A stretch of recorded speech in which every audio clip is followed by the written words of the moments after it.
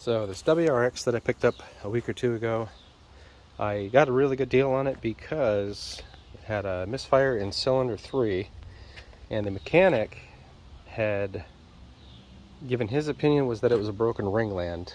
When I looked at it, there's zero smoke coming out of the tailpipe that would, kind of indicate that that would be an issue.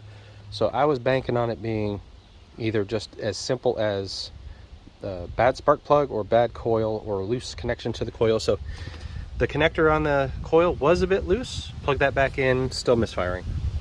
Pulled the coil out, cylinder 3, and out with it popped, where did it go? This over here. This little porcelain, which is the top of a spark plug.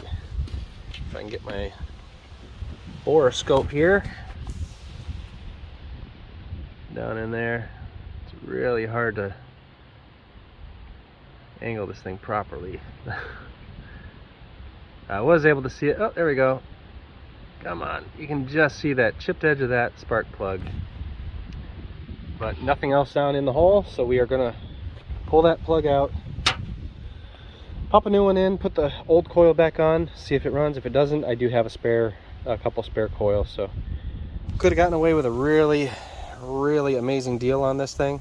Otherwise, it could be another $6,000 to $8,000 to either rebuild or put a new engine in. We'll find out shortly.